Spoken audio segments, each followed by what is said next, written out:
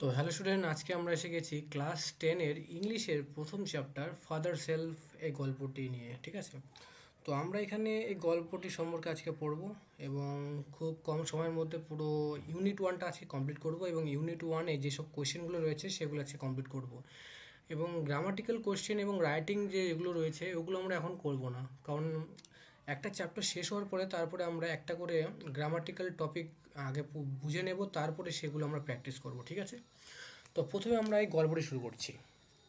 তো গল্পের নাম হলো ফাদার সেলফ। গল্পের লেখককে আর কে নারায়ণ। ঠিক আছে, তো প্রথমে আমরা কথা না বাড়িয়ে ইউনিট ওয়ান শুরু করছি। হ্যাঁ, গল্পের প্রথমে কী রয়েছে দেখো। লাইং ইন বেড, অর্থাৎ বিছানায় শুয়ে, Swami realise with a shudder that it was Monday morning. অর্থাৎ বিছানায় শুয়ে স্বামী হঠাৎ করে উপলব্ধি করলো যে এটা সোমবারের সকাল। ঠিক আছে, ইট look as though only a moment ago it was Friday. তার কাছে এটা মনে হচ্ছিল যে কিছুক্ষণ আগেই তো এটা শুক্রবার ছিল। অলরেডি মানডে ওয়াজ হেয়ার, ইতিমধ্যে সোমবারও এসে গেল। He hoped he didn't have to go to school. সে আশা করছিল যাতে তাকে স্কুল যেতে না হয়। অ্যাট 9 o'clock, অর্থাৎ 9টার দিকে, Swaminathan wailed I have a headache. নটার দিকে স্বামীনাথ 9টার দিকে স্বামীনাথন কাঁদো কাঁদো গলায় বলল। ওয়েল্ট মানে কাঁদো কাঁদো গলায় বলা। ঠিক আছে, 9টার দিকে স্বামীনাথন কাঁদো কাঁদো গলায় বলল আই হ্যাভ এ হেডেক, অর্থাৎ তার মাথা ব্যথা হচ্ছে। মাদার জেনারেসলি সাজেস্টেড দ্যাট স্বামী মাইট স্টে অ্যাট হোম। স্বামীর মা দয়ালুভাবে স্বামীকে বলল যে স্বামী চাইলে সে বাড়িতে থাকতে পারে। ওকে, 9.30, when he ought to have been in school prayer hall, Sami was lying on the bench in mother's room. অর্থাৎ 9:30-এ যখন তার স্কুলের প্রেয়ার হলে থাকার কথা ছিল, স্বামী তখন তার মায়ের ঘরে ব্রেঞ্চে শুয়েছিল। ঠিক আছে, এরপরে আসলো স্বামীর বাবার পালা। ফাদার আস্কড হিম, স্বামীর বাবা তাকে জিজ্ঞেস করলো, have you no school today? তোমার কি আজকে কোনো স্কুল নেই?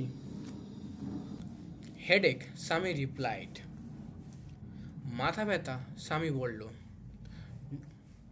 ননসেন্স, ড্রেস আপ অ্যান্ড গো। স্বামীর বাবা বলল, বাজে কথা, তৈরি হও এবং স্কুলে যাও। তারপরে স্বামী আবার বলল হেডেক। স্বামী আবার বলল যে তার মাথা ব্যথা। Loaf about less on Sunday and you will be without a headache on Monday. Loaf about কথার অর্থ হলো অলসভাবে ঘোরাঘুরি করা। অর্থাৎ স্বামীর বাবা স্বামীকে বলল, অর্থাৎ রবিবারে চারিদিকে অলসভাবে ঘোরাঘুরি কম করলে সোমবার দিয়ে তার কোনো মাথা ব্যথা থাকবে না। Swami knew how strict his father could be. Swami জানতো যে তার বাবা কতটা কঠোর হতে পারে। So he changed his tactics. তাই সে নিজের কৌশল বদলালো। I can't go so late to the class. অর্থাৎ এত দেরি করে সে ক্লাসে যেতে পারবে না।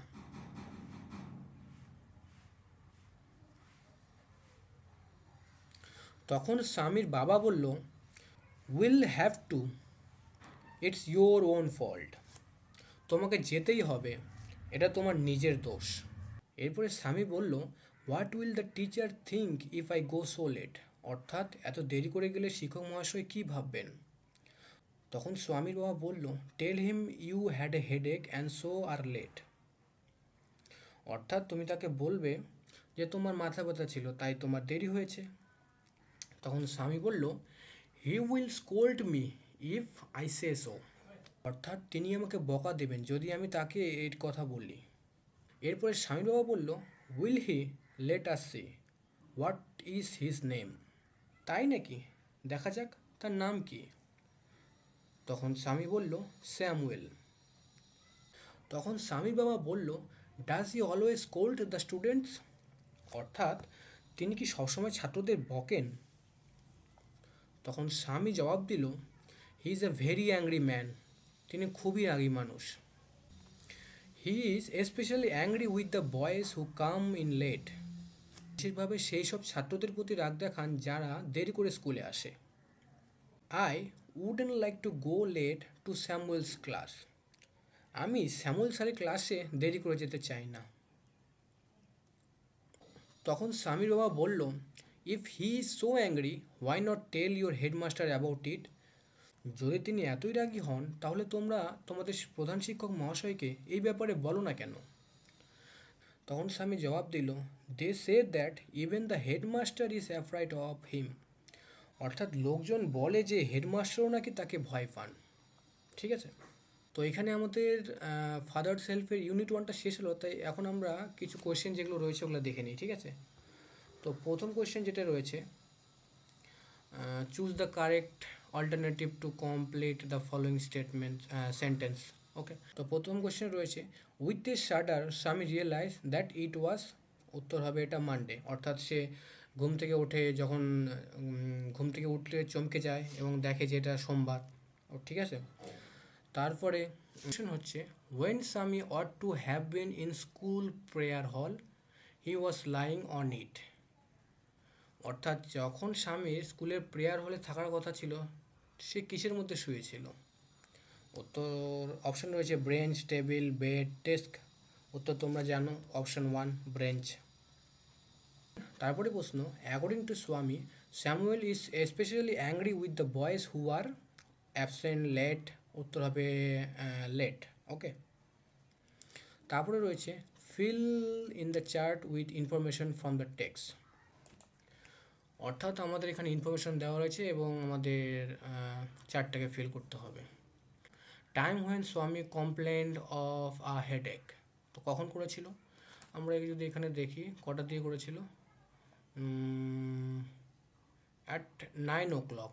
ওকে, তো উত্তর কী হবে? At 9 o'clock।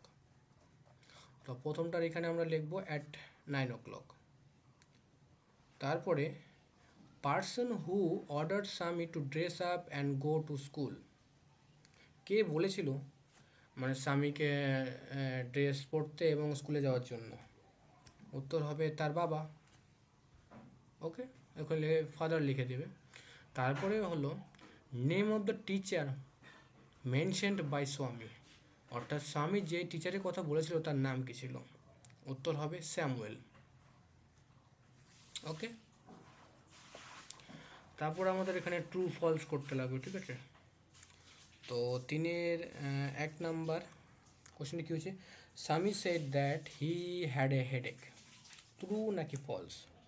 অবশ্যই এটা ট্রু। সে বলেছিল যে তার মাথা ব্যথা করছে। এখন আমাদের সাপোর্টিং স্টেটমেন্ট খুঁজতে হবে।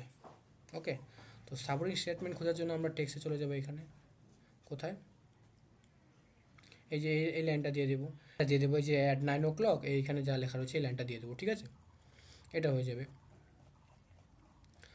তারপরে স্বামী was lying in his father's room. না, এটা ছিল না। স্বামী তার মার ঘরে শুয়েছিল। এখানে বলেছে যে ও ওর বাবার রুমে শুয়েছিল। এটাকে ট্রু না ফলস? এটা হবে ফলস। তো সাপোর্টিং স্টেটমেন্ট আমরা যদি যাই, এখানে যাব,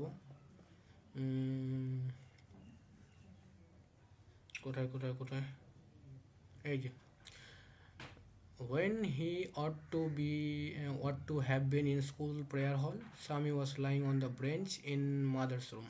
ঠিক আছে, এই লাইনটা লিখে দিব। তারপরে অ্যাকর্ডিং টু স্বামী the headmaster was not afraid of Samuel. এটাও ফলস। যে স্বামীর মতে হেডমাস্টার কি স্যামুয়েল স্যারকে দেখে ভয় পেত না? না, নিশ্চয়ই পেত। ওখানে পেত না। স্বামী আগে বলেছিল যে তার হেডমাস্টার স্যামুয়েল স্যারকে দেখে ভয় পেত। ঠিক আছে, তো এটাও ফলস হবে। তো সাপোর্টিং স্টেটমেন্ট কী হবে?